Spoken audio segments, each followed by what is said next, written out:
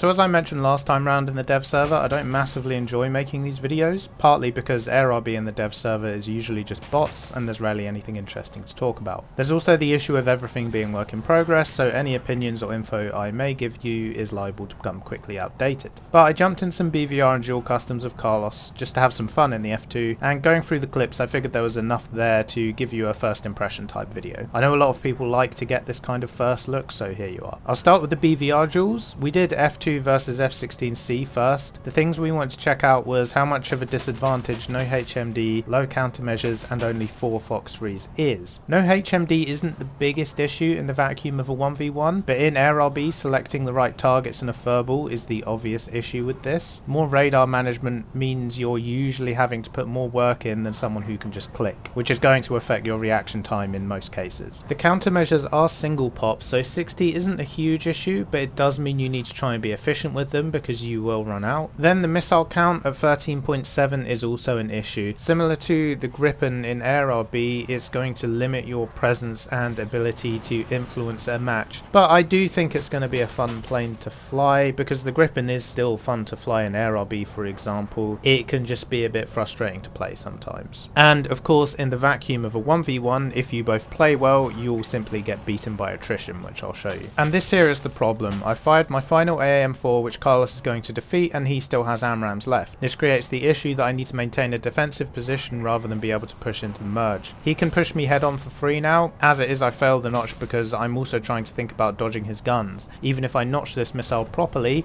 he's going to have a free shot with his gun. Then bear in mind other F-frames have even more missiles than the 16C, so there would also be the danger of IR missiles. Then on top of all of this, once we get super close range, it's much harder for me to reply with no HMD. Now, I mentioned how you can work around the HMD, especially in the vacuum of a 1v1, as long as you're good with your manual radar controls recommitting with TWS. Again, I'm still using cyclic because it means, as soon as it sees the target, it will snap to it just to take away some of that radar management that you might have to do if you're going to use manual queuing. And it's kind of fine here not using HMD. In that situation, I probably would have used TWS even if I had HMD because I didn't know precisely where he was. Anyway, going to push a little bit closer because I've only got 4 Fox 3s, so, I need to try and get value out of them. I need to try and force a kill.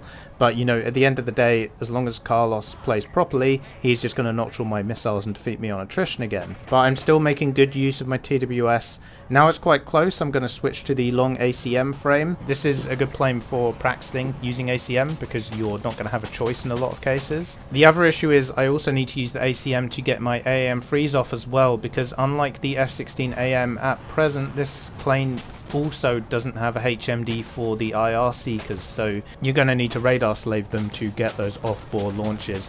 But once again, I'm forced into an awkward defensive position and I just fail the notch as Carlos gets to pressure me for free. We did also try versus the F-15E, partly to have a look at the AIM 120 C5s. I'm not really going to comment on them for now though, as they seem to be very work in progress at present. I'll probably wait for live before I talk about those at all, to be honest. Now, the F-15E in this matchup can of course just completely nullify me by going cold, which Carlos does a bit of this at the start here with my first launch. He does recommit though when I don't make a second launch, knowing it won't catch him. Of course, the 15E can just keep extending, but for the purposes of this, he's going to recommit. Now, throughout this fight, I'm trying to conserve my AM4s this time, rather than firing them every time I do recommit. Whilst there's still some separation, I can try and drain some of his resources to get the fight more even. The problem is, I do need to fire occasionally, otherwise he's just going to pressure me, and there's not going to be a lot I can do, and the lack of HMD obviously makes it more difficult for me to reply in a pinch. There's also the issue of the radar's gimbal limit only being 60 degrees, so even using my TWS to recommit or the long ACM frame, there's only so much off-board I can get. I need to put myself in kind of an awkward position if I'm going to try and recommit in a dangerous spot. So again here I'm opting not to fire to save my missile, partly because he's an F-15E. Even if he doesn't think I'm going to fire, he can't afford to take the risk too much because the F-15 is obviously a lot harder to get around in the notching time at close range. So I wait until the separation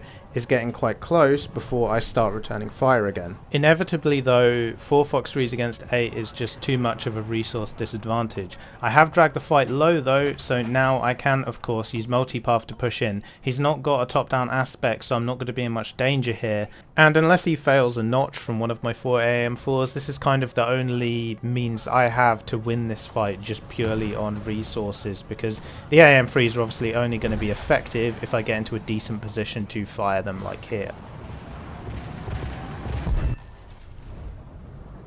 We also did some merges. Now the usual caveat when we get into the supplies, I'm not the guy for in-depth dueling tips. If you do want to learn more about dueling, go follow everyone's favourite marine mammal, Willie Walrus, on YouTube and Twitch. But yeah, I just wanted to show the comparison versus the Block 10. We did mess around with all the F-16 models, but the F2 beats all of them, so there's no point showing anything worse than the Block 10. In this first clip, I bank a lot more speed and maintain it a lot better. You can go on StatShark and look at the turn performance comparison graphs to see the F2, at least right now, can outrate the Block 10. This clip is compounded a bit that I've entered the rate fight better than Carlos. Obviously us flying in circles gets old fast, so I'll speed it up a bit until I cash in my energy for a shot. I could have probably gone for the shot earlier, but I knew I was winning, so as someone inexperienced at this, I wait until I'm completely confident if I can.